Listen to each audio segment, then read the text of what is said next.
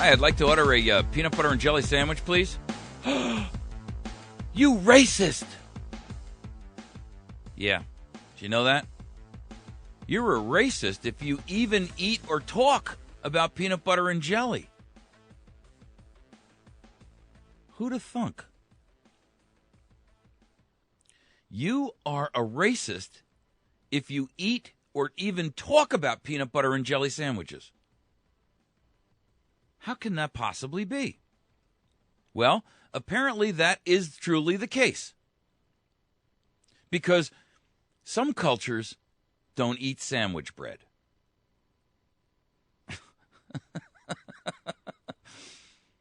If this wasn't my country I was talking about, it would actually be RFLOL, rolling on the floor, laughing out loud funny.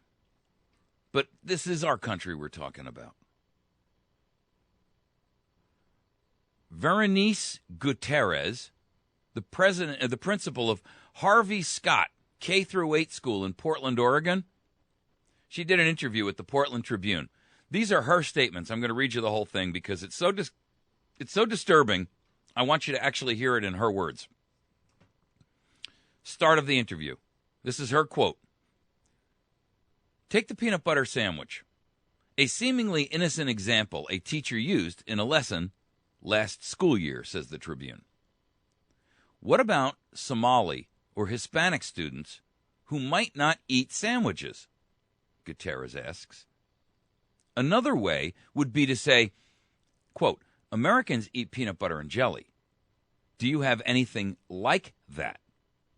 Let me tell you, maybe they eat torta or pita.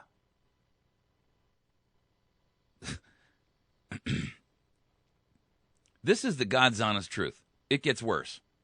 The Tribune notes that the school started the new year with, quote, intensive staff trainings, frequent staff meetings, classroom observations, and other initiatives, quote unquote, to help educators understand their own, here it comes, white privilege.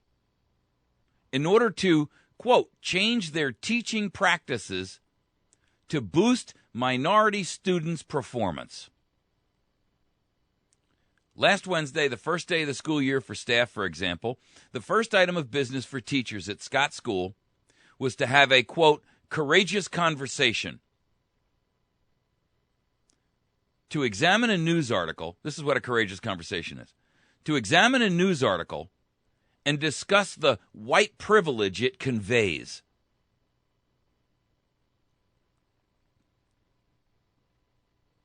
There is something suicidally, pathologically wrong with this kind of mind-bending, mind-altering, mental rape drug. This is like propagandic Rohypnol. You are fed a mind-altering rape drug, and while you are completely helpless, the propaganda is penetrated into your brain. Absolutely inexcusable, shameful. I don't have some special white privilege. I'm poor. I've got no health insurance. I do this for a living, for free. I have a job that I do for a living. I don't make a whole lot of money at it. There's no white privilege here, Ms. Gutierrez. And I wasn't here, nor frankly were my parents, nor frankly were even my grandparents when slavery was in vogue. Gutierrez completes a week-long seminar called, quote, Coaching for Educational Equity, a program that the Tribune says focuses on, quote, race and how it affects life.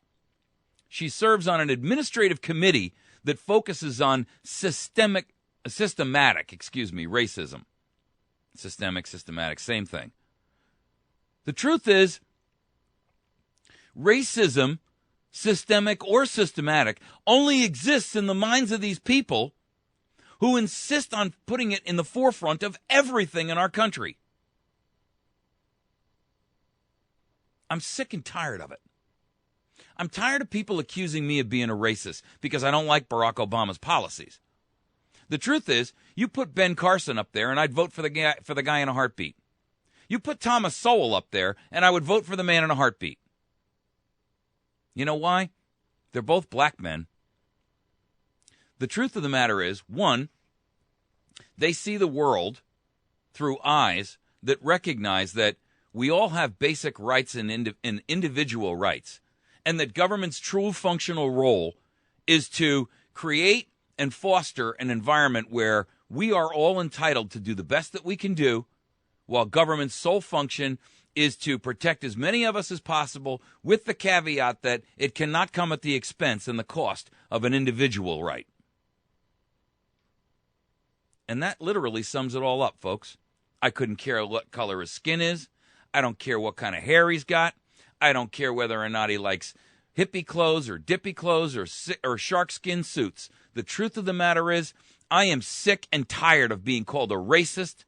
I am tired of being called a baby killer. I'm tired of being called a baby saver. I'm tired of being accused of caring about what you put into your body, how you put it in, under what circumstances. I'm sick of it. I'm tired of being told I've got white privilege, that I won the genetic lottery, according to Arnie Duncan.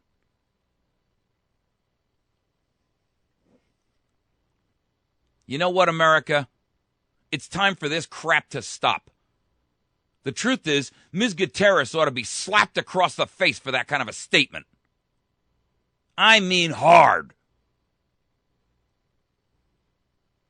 This is exactly what I mean when I talk about the phrase self-treason. That's the worst kind of treason, because it's suicidal treason. And what's worse is that she's not willing to go down alone. See, she's like a suicide bomber of the mind. And that, ladies and gentlemen, is a flippin' tragedy.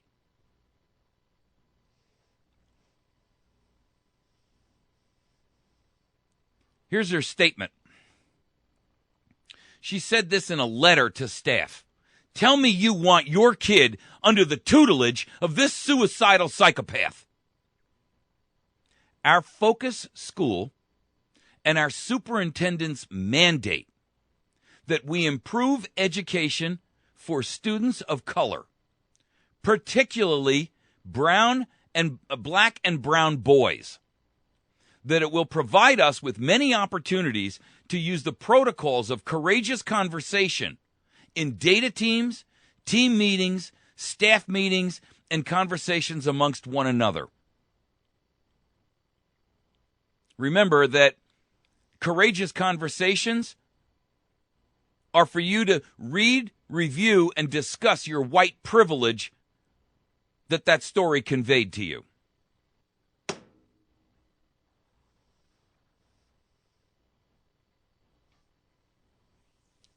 Let me tell you something. What she's suggesting here is racism. They can couch it in any kind of liberal, progressive, nonsensical, political PC crap they want. But I'm telling you, this is racism. And it's the worst kind of racism. This is dangerous, fascist racism. This is the kind of racism that got Jews and gypsies and anybody who didn't cooperate cooked in the 40s. This is the kind of racism that got Polacks and Polish people ostracized by the Germans. This is the kind of racism that got anybody who was a minority, not just necessarily Jewish. Let me tell you something. There were 12 million people killed in the death camps in Germany, not 6. 6 million of them may have been Jews. But there are 6 million more who are saying, hey, don't forget about us over here. They were the people who weren't Jewish, but they were what? a different ethnicity, or they were undesirable in some other way, shape, or form. The true intellectuals, the people who spoke out. Well, let me tell you something. This is exactly the kind of thing that led to that. This is racism. It is hate speech. If you're telling me, and she put this in writing, our focus school and our superintendent's mandate, this is a mandate from the superintendent of schools, your kid, K through 8, is being fed this monopolistic diatribe, this diarrhea of the mind. To improve education for students of color, particularly black and brown boys. Really? Well, first of all, so what are you trying to tell me? We can't improve the students who are not of color? I thought white was a color too. In fact, if you look at it from the real perspective of an artist, black is the absence of color, not white. This is treasonous nonsense that is being fostered and pumped into your kid's mind all day long. Now, it may only be happening up here in Portland, but I'm telling you, this what this story is from. But kids are learning this crap every single day. This is being pumped into their mind in not little teaspoons. They're using coal shovels.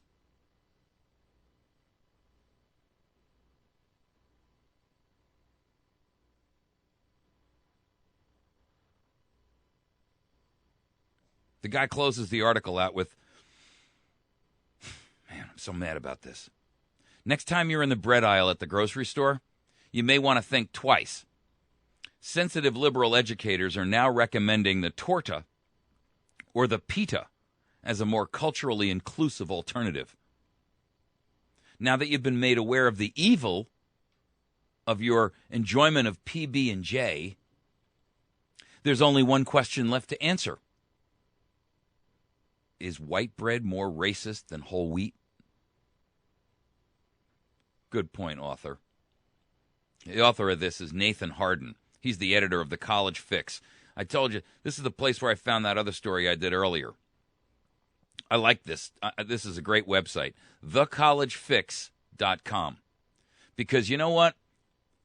This is a group of people who are recognizing what's happening to our country, and they're speaking out. They're having the courage of their convictions to stand up and be counted. They are saying, I will be fearless in the face of what I know to be an onslaught from my enemies. Thank you, Nathan, for having the courage to stand up and write about, frankly, treason, self-treason, self-loathing, hatred for oneself.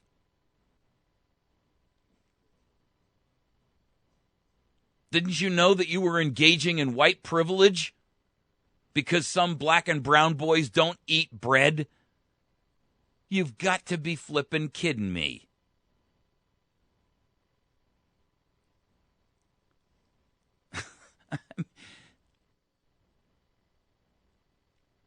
You know what? We'd be a lot better off if these people who promote this kind of garbage would actually feel so bad about it that they would put themselves out of our misery so that we don't have to hear and see their self-hate and their self-loathing that is fueled by this do-gooder PC muling kitten crap. Personally, I am disgusted. And by the way, what's really bothering me about this is that they're not satisfied to think this way for themselves and of themselves. They're determined to make your kid think that way too.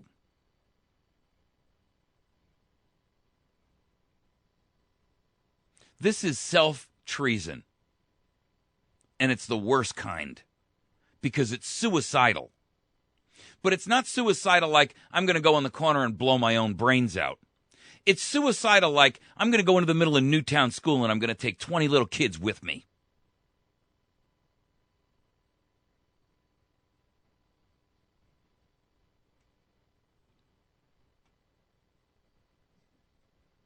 You See, the real problem here, ladies and gentlemen, is that we are being manipulated. This is what Common Core is about. This is what your child is being taught, your grandchild. There's an article out, and it's up on our Facebook page, from the Gateway Pundit. They got a picture of a book here that's being given to kids in fourth grade, in Dupo, Illinois. And it's called, the name of the book is Barack Obama. Listen to what it says.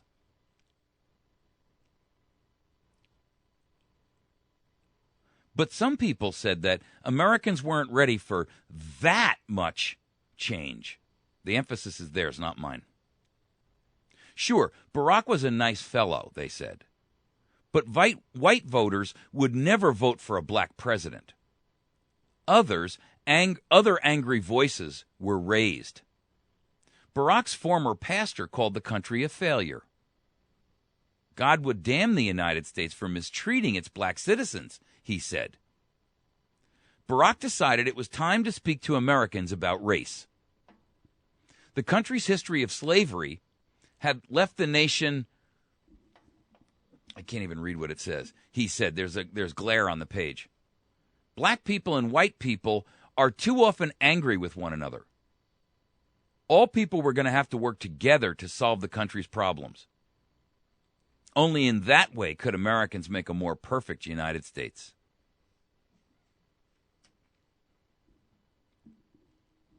Well, thank you, Messiah Obama, for saving us from our racist selves. Oh, that's right, I forgot. You're the great divider-in-chief. You're the guy who speaks out before he even knows what's going on and then has to hold a beer summit because it turned out the guy whose side you took was wrong. Oh, that's right, I forgot. You're the guy who stood up and said, if I had a son, he would look like Trayvon. And then demonized the only judicial system in the country because you didn't like the outcome. You're the guy who's been fostering racial hatred since your days in college and even long before that, according to the witnesses that we've had come forward who knew you before we could find you on videotape.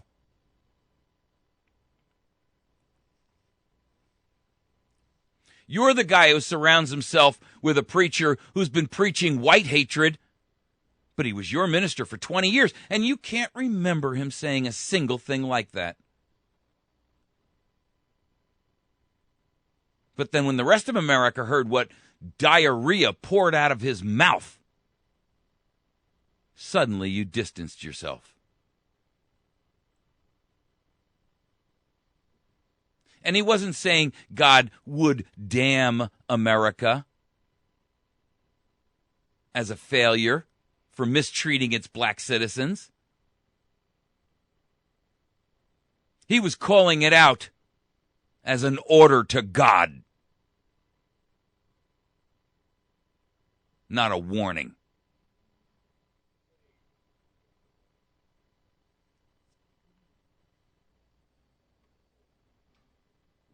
This is what your kids are being taught.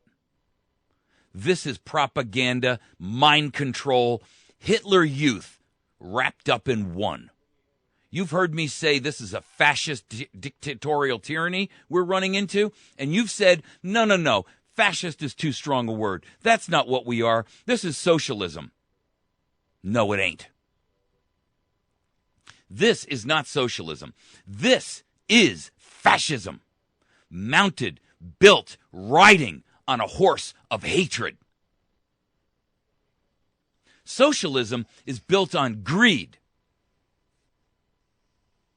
Fascism is built on hate. And that, ladies and gentlemen, is what Barack Obama has gifted us as a nation for his legacy. Division, hatred, massive suicide, homicide bombers who are getting into the minds of your children and indoctrinating them to commit murder. That is the truth.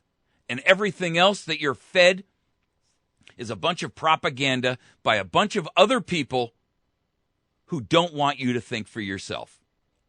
Well, start educating yourself. Start speaking out. Have the courage of your convictions to stand up and say what's not politically correct. I don't have a problem with black people. I've got a problem with anybody who wants to turn my country into a fascist dictatorship and is seeking the demise of those people he has sworn an oath to protect and defend.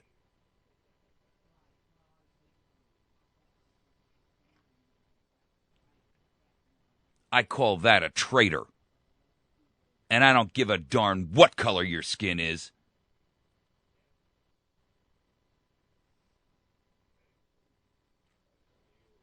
You want to couch that as something else? You go right ahead. This ain't hate speech. This is love speech. Tough love. It's time America grew up, recognized what is being pumped into your mind with a fire hose. What you are being taught is hate speech, and they are using propagandic techniques that would make Goebbels smile. TASS News Service. This is the same stuff that was being done by Pravda during the Soviet regime. You want to fall prey to that, you go right ahead. But I'll tell you what, I'm protecting my mind.